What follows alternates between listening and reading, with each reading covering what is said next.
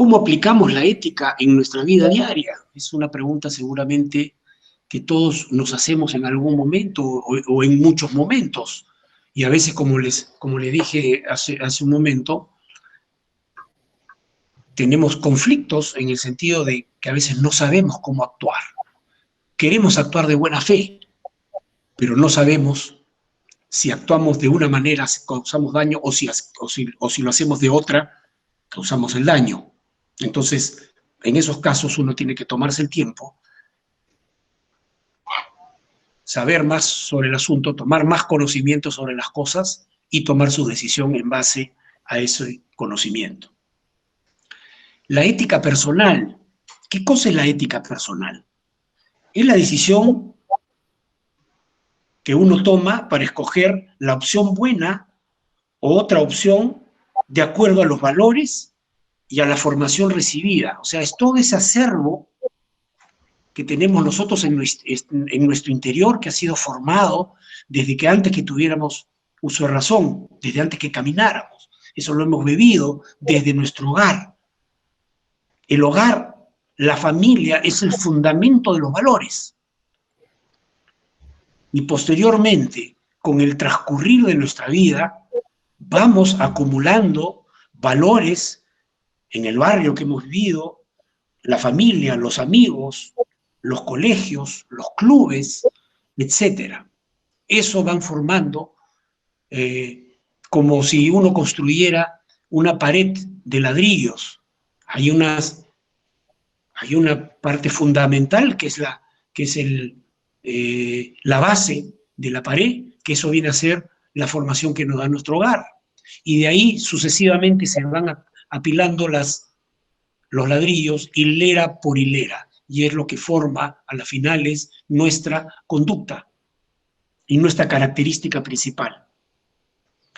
La ética profesional es la actividad personal puesta al servicio de una organización, de una institución o al servicio de los demás,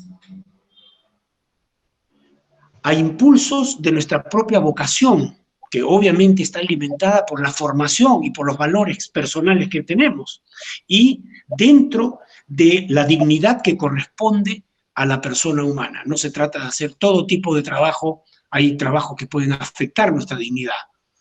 Los trabajos que uno hace y el ponerse al servicio de la sociedad, de los demás, implica también tener una dignidad en las cosas que nosotros hacemos.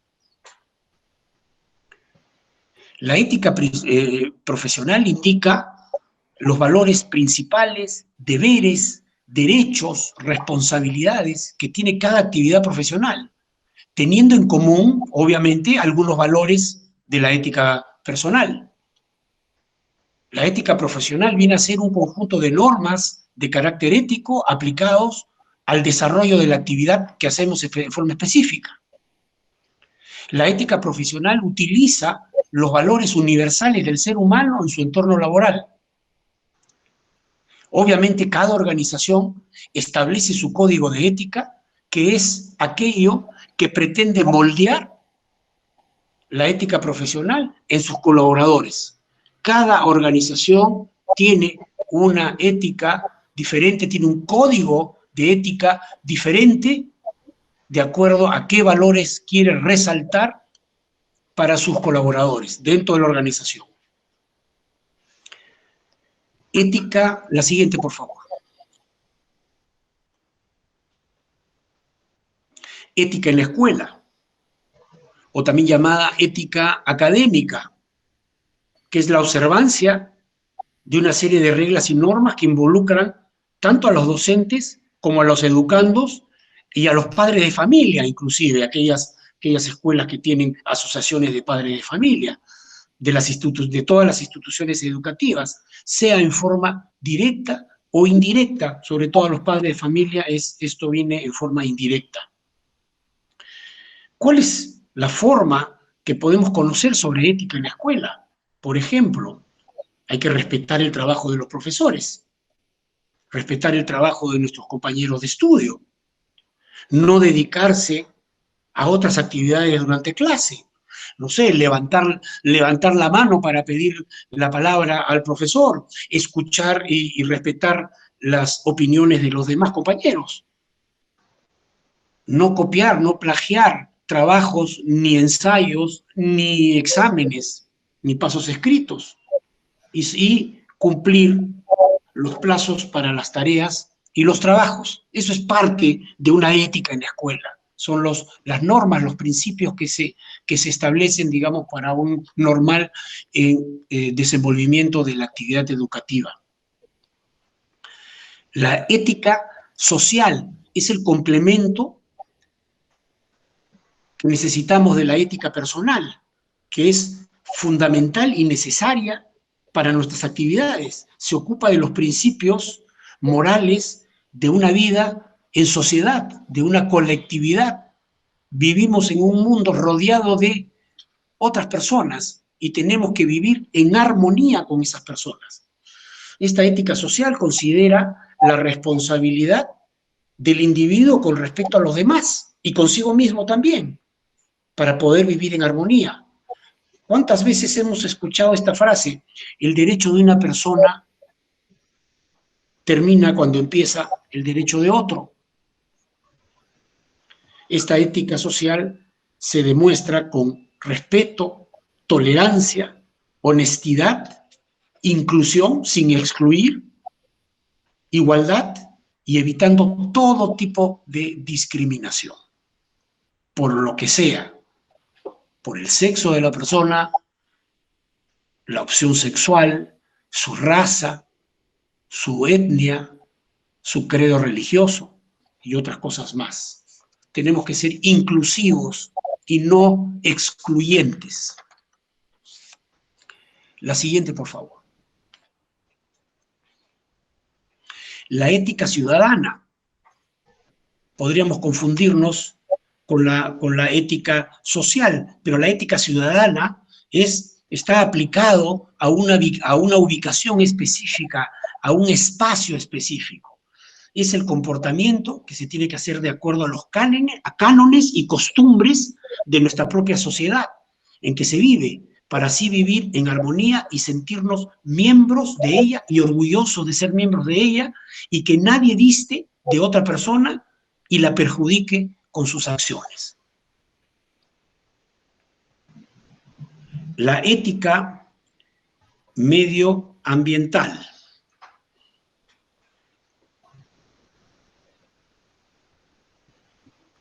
Es la que considera las relaciones morales de los seres humanos con el medio ambiente en donde vive.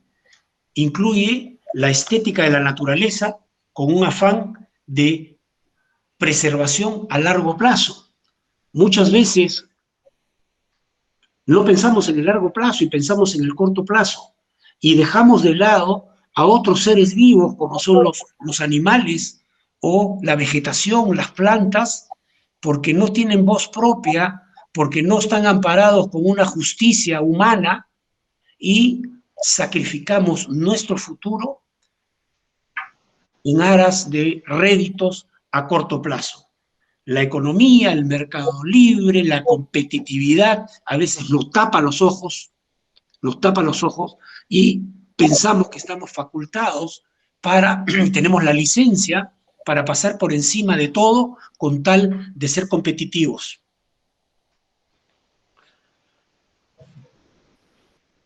La responsabilidad de la ética medioambiental es la responsabilidad de un futuro sostenible. Por ejemplo, protección de los animales, sobre todo aquellos en peligro de extinción, combate de la minería ilegal, combate contra los relaves de la industria en los ríos, que son los que terminan matando todo tipo de vida, sea animal o vida vegetal, y hasta humana también. La siguiente, por favor. Finalmente, la ética económica. Todos siempre buscamos, de alguna forma u otra, mejorar nuestros ingresos. El tema es a costa de qué, contra quién. Nosotros tenemos que buscar, de acuerdo a la ética económica, el aumento de nuestros ingresos y que se logre simultáneamente una mejor distribución de la riqueza para optimizar la conducta humana a nivel productivo y, por ende, en su calidad de vida. Para ello, se requiere dar un máximo impulso a los derechos establecidos en infinidad de documentos, en nuestras leyes, en nuestros estatutos, en nuestros reglamentos, en la Constitución de la República, que establece cuáles son los derechos que se tienen que defender. Pero esta situación se complica y esta normatividad se complica en su ejecución cuando tenemos, que lamentablemente tenemos, malas autoridades, gente que ocupa cargos de importancia y que utilizan su posición en la sociedad, siendo en muchos casos cómplices de la criminalidad y de la corrupción en el país, cuando ellos son los llamados a salvaguardar los derechos como autoridades que son. Vemos muchas instituciones tutelares que no cumplen con la función que les ha establecido la Constitución.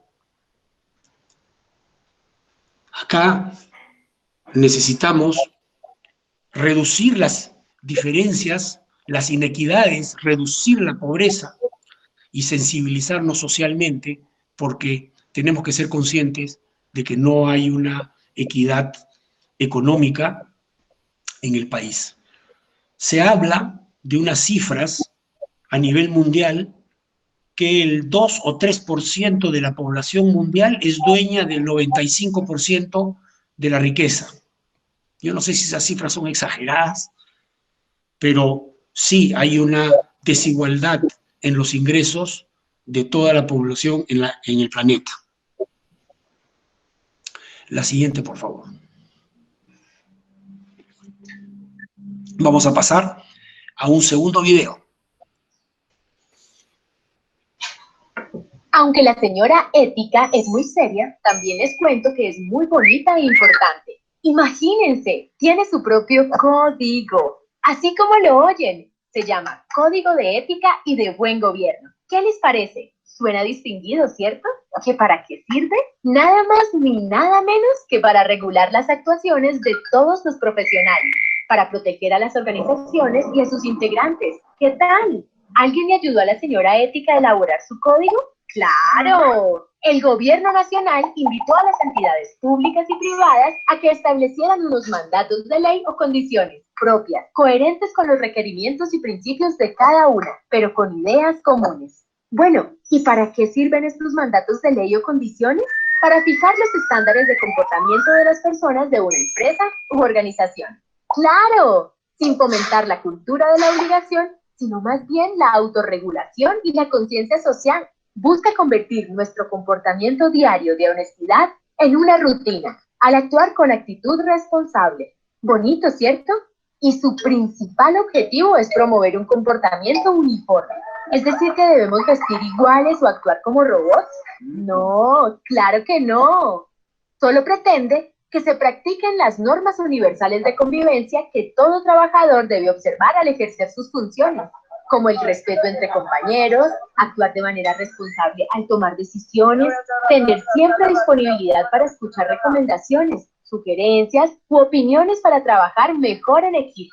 También defender el medio ambiente y la sociedad, prohibir el plagio de proyectos o ideas, realizar con honestidad el trabajo, responsabilizarnos siempre de las obligaciones que nos confían y no divulgar información de la empresa.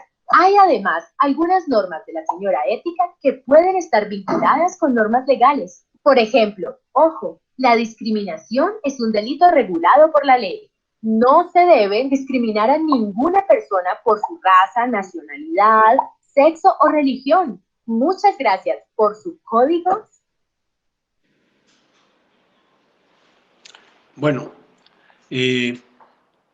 parte de la ética, y sobre todo de la ética profesional, implica, digamos, la generación de códigos que establecen todas las pautas sobre el comportamiento que la organización espera de sus colaboradores. Esto se establece en los códigos de ética y el incumplimiento de estos códigos de ética son punibles, son sujetos a sanción. La siguiente, por favor.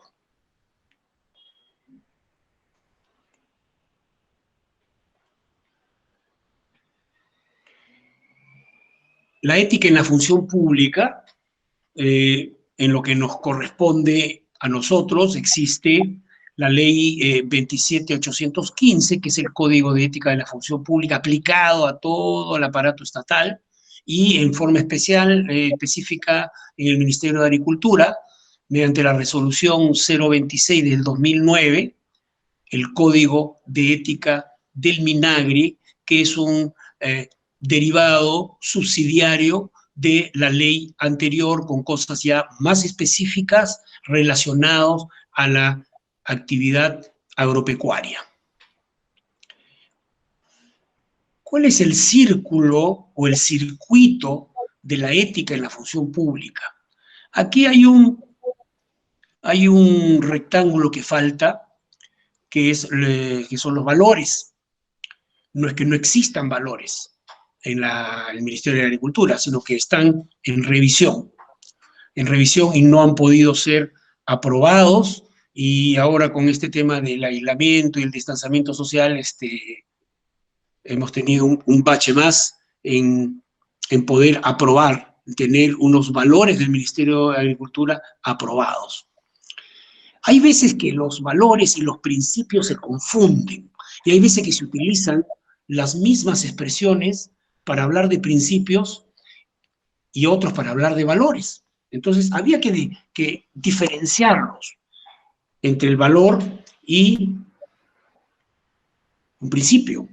Los valores normalmente son internos, o sea, son generados dentro de nosotros y son subjetivos y representan aquello que sentimos con más fuerza y orientan nuestra conducta y nuestra personalidad.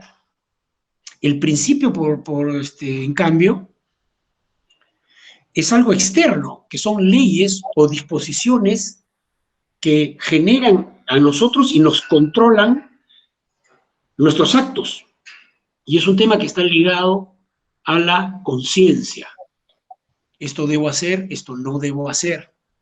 Esto normalmente son los principios que son normados por un ente externo a nosotros, que normalmente es la organización a la cual trabajamos. De ahí, tener los principios, de ahí vienen los deberes, aquellas cosas que, de acuerdo a nuestra función, debemos efectuar, y las prohibiciones, que son aquellas cosas que taxativamente figuran en los códigos, que no debemos incurrir en ninguna de estas acciones porque o afectan o causan un perjuicio a las personas que tenemos alrededor o a la organización en su funcionamiento. Incentivos y estímulos, que en toda organización debe existir. Sanciones a aquellos que incumplen sus deberes y aquellos que incurren en actos que son prohibidos.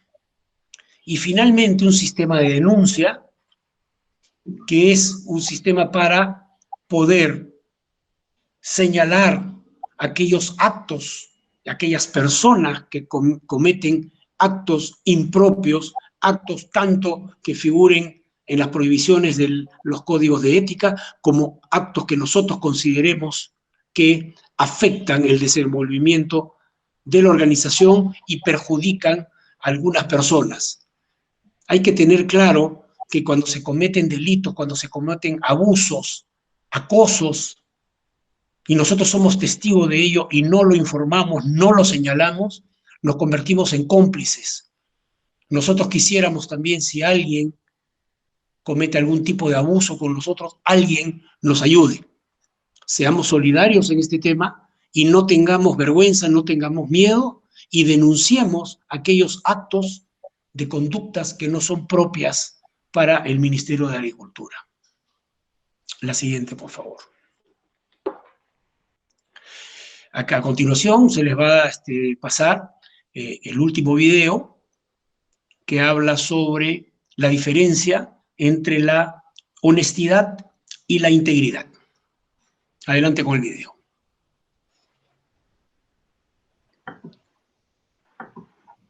¿Sabe la diferencia entre ser honesto y ser íntegro? Hay mucha gente honesta, pero necesitamos personas íntegras. Para que lo entiendan y yo concluya rápido. Un hombre pide una pizza. La pizza llega al hotel donde él está. La mujer abre la caja y dice, mi amor, no hay pizza. ¿Cómo no hay pizza? No, hay dólares. Cuentan $1,800. La pizza costó 17 y ahora tiene 1,800. Ella está feliz y ya celebra. Él se queda mirando, piensa un rato y le quita el dinero y dice, no, vámonos. Se sube al carro y ella le dice, ¿qué piensa hacer? No puede ser. Sí, si algo me enseñó papá es a ser honesto. Usted es el único loco de Estados Unidos que va a hacer eso. Nos llegó dólares. ¿Usted qué le importa? No. Si algo me enseñó papá es a ser honesto. Llegan a la pizzería y ella se queda brava en el carro. Y él entra con la caja y dice, mire, yo pedí una pizza, pero no me llegó la pizza. No quiero mi pizza. Todos lo abrazan, le aplauden, le agradecen, le cuentan que se equivocaron y le preguntan, usted escuchó la cuña en la radio, ¿verdad? El aviso de la caja perdida del dinero de nuestra pizzería. No, señor, ¿por qué tomó la decisión de traer? Bueno, algo que me enseñó papá, creo que lo más honesto. Pero eso no lo hace cualquiera. Mi hermano que trabaja en la radio ya viene para acá, está muy contento de lo que usted hizo y quiere sacarlo en la radio y que usted le cuente a todo el mundo lo que hizo. El hombre abrió los ojos y dijo, no, yo me tengo que ir. Venga, pues si se tiene que ir, déjeme su nombre, sus datos, su teléfono, en qué hotel estaba. Nosotros reconstruimos los hechos y le contamos a todo el mundo ese acto de honestidad. No, yo me tengo que ir. No, joven, ni se le ocurra. Venga, le explico. Y lo llevó a un rincón y le dijo, no puedo. Me gustaría salir en la radio y contar eso, pero no puedo. ¿Por qué, señor?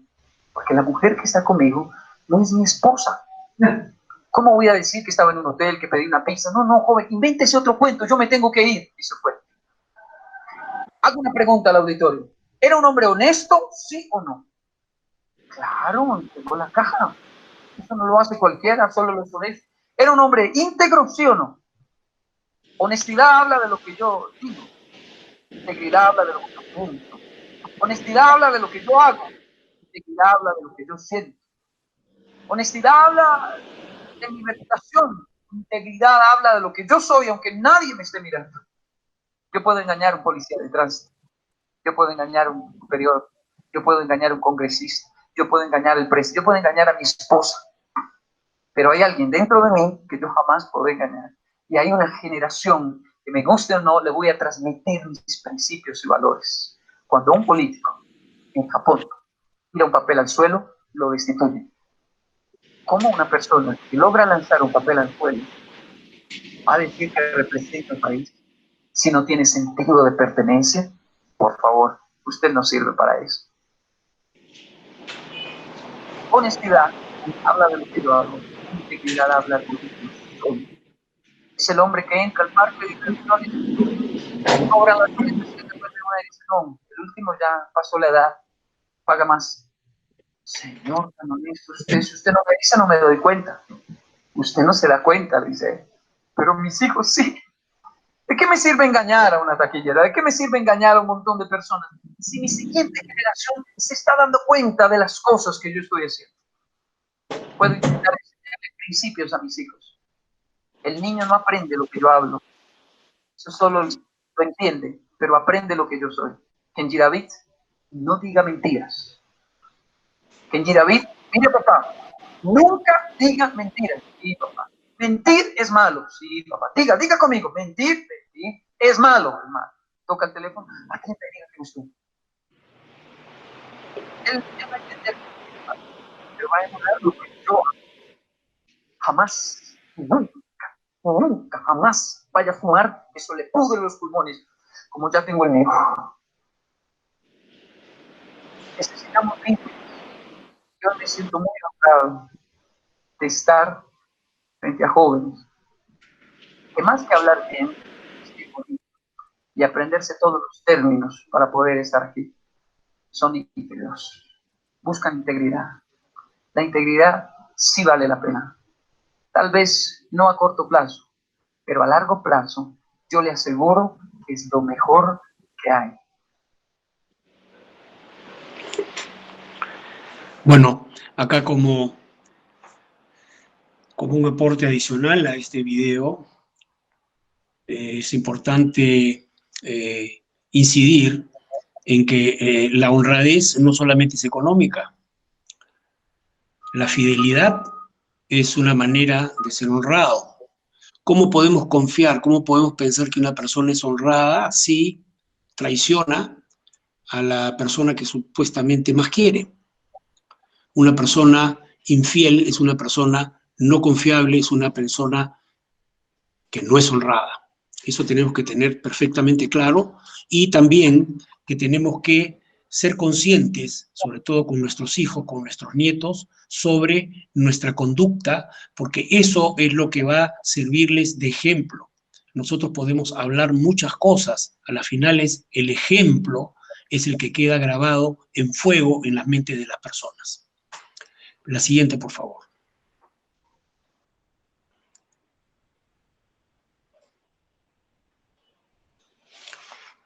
Los principios de la ética en la función pública. Son varios principios que son obviamente lógicos, y comenzamos con el respeto. ¿Respeto a quién? A la Constitución, a las leyes, a los reglamentos, a nuestra estructura jerárquica y a uno mismo. Respeto a las otras personas. ¿Qué cosa significa respeto? El respeto indica una consideración acompañada de alguna manera con una sumisión que lleva a acatar lo que se dice o se establece si es que se trata de alguien que está en una jerarquía superior a la nuestra. Y si no es alguien superior a que está en la jerarquía superior a la nuestra, el respeto se trata como una consideración de que algo es digno y que debe ser tolerado y debe ser acatado. La veracidad es la autenticidad en las relaciones funcionales, hablar con la verdad, veracidad en lo que se dice y en la información que se brinda. Si no hay veracidad, no hay confianza. Y si nosotros generamos desconfianza en nosotros, nos convertimos en personas que no son confiables. Entonces, las personas no confiables deben ser separadas de la organización, porque le pueden hacer un daño no solamente a las personas, sino a la organización misma. Eficiencia. ¿Qué cosa es la eficiencia? Es brindar la calidad en cada una de las funciones que uno realiza. Pero hay veces que se confunde la eficiencia con la eficacia. ¿Cuál es la diferencia entre ambas? La eficacia viene a ser el cumplimiento de un objetivo en forma oportuna. La eficiencia viene a ser ese mismo cumplimiento de un objetivo en forma oportuna, pero aplicándole los recursos necesarios para alcanzar ese objetivo. ¿Y qué recursos somos los que normalmente utilizamos? Utilizamos dinero, tiempo, recursos humanos, mano de obra, que deben ser optimizados para poder ser eficientes. Hay veces que confundimos la eficiencia y, por decir, si tenemos que contratar una grúa para hacer un trabajo determinado a las 11 de la mañana, digamos, hacemos que esa grúa vaya 1 hora antes, porque somos eficientes. ¿Y qué cosa ha ocasionado? Que esa grúa esté parada 1 hora sin trabajar y obviamente ha cobrado. Entonces hemos excedido en el costo por hacer un trabajo determinado cuando pudimos programarlo en forma oportuna y hacer el trabajo de acuerdo a lo planificado. Recursos adecuados, optimización, es un tema que es una necesidad en el Estado, y sobre todo en un Estado como el nuestro, que no abunda en recursos. Tenemos muchas limitaciones y muchas restricciones en los recursos de todo tipo. Y con esto la pandemia que nos ha azotado lo vamos a ver en el futuro, que vamos a tener muchas restricciones en los recursos asignados. Tenemos que optimizarlos. Es fundamental que actuemos en forma eficiente, es una necesidad. No es solamente es una cualificación superior que tiene una persona, no, todos tenemos que ser eficientes, todos. La justicia y la equidad, a veces se confunden estos términos. ¿Son sinónimos? Definitivamente no lo son. Y lo pongo como ejemplo. Si yo tuviese un hijo, si yo tengo un hijo de 1 año y uno de 18, ¿a quién le proporciono mayor cantidad de alimento? Obviamente al de 18 años, porque tiene una mayor demanda alimenticia. Entonces, no he sido equitativo, porque la equidad significa distribución, reparto. Y la justicia significa darle a quien lo que le corresponde. Le hemos asignado una mayor cantidad de comida a un chico de 18 años que definitivamente tiene una mayor demanda alimenticia, por lo tanto hemos sido justos. No significa que uno sea bueno y el otro no lo sea, sino simplemente hay que saber precisar cuál es el concepto de cada palabra para saber aplicarlo con propiedad. La probidad es sinónimo de la integridad. Y creo que ha sido basta la explicación que nos han dado en el video sobre qué es la integridad. La integridad es constante en el tiempo y en la ubicación. Siempre tenemos que ser íntegros. No se trata de ser íntegros de acuerdo a la situación que se nos presenta. Siempre tenemos que ser íntegros. La probidad o la integridad está conformada por la rectitud, honradez y honestidad, que todas en su conjunto, si lo aplicamos en todas las situaciones y a lo largo del tiempo, seremos unas personas íntegras. Eso significa no tener que renunciar a pactar con nosotros mismos, porque muchas veces nosotros mismos nos fundamentamos, racionalizamos y fundamentamos situaciones que sabemos que no son las correctas, pero le damos una explicación para la cual poder cubrir aquel acto que sabemos que no es correcto. ¿Quién nos ha cruzado una luz roja de peatones? Todos esperamos en las cebras peatonales a que la luz esté en verde. No necesariamente. Nadie se ha colado en una cola de un cine o de un banco. Hasta las cosas mínimas son las que marcan, digamos, la denominación de integridad. Lealtad y obediencia es actuar con fidelidad y solidaridad. Sobre todo, tenemos que ser leales y obedientes en forma de vida. Y me explico. Todo tiene que estar enmarcado, las disposiciones que nosotros recibimos debemos ser leales y obedientes siempre y cuando estén enmarcados en las leyes, en la Constitución, en los reglamentos.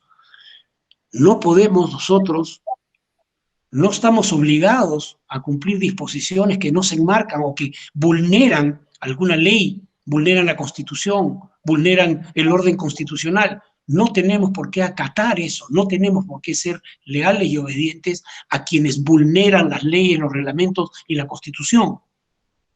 Y si estamos incluidos en un acto delictivo en que hemos participado por disposición de nuestro superior jerárquico, no tenemos ningún atenuante ante un encauzamiento penal. El hecho de que nuestro superior jerárquico haya dispuesto algo y nosotros hayamos cometido un delito, no nos exonera de ser encausados y perder la libertad personal. Idoneidad y aptitud se refiere a la aptitud técnica, legal y moral. Uno debe ocupar una posición dentro de la organización a la cual uno está facultado, a la cual uno está capacitado. Nosotros debemos encajar nuestros datos y nuestra preparación, nuestra capacitación tiene que estar alineado con el perfil del puesto en que trabajamos.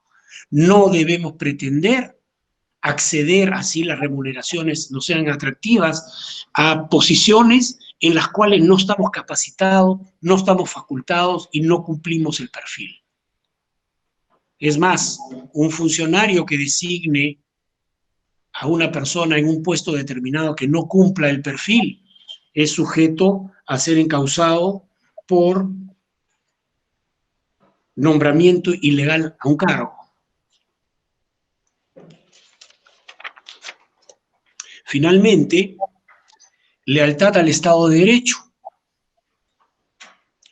El funcionario público le debe lealtad a la Constitución y al Estado de Derecho. Cualquier participación en la ruptura del orden constitucional, un golpe de Estado, una acción militar en contra de un gobierno constitucionalmente constituido, o ocupar un cargo de confianza en regímenes de facto, son causales de cese automático e inmediato de la función pública y no poder pertenecer en el futuro a instituciones estatales.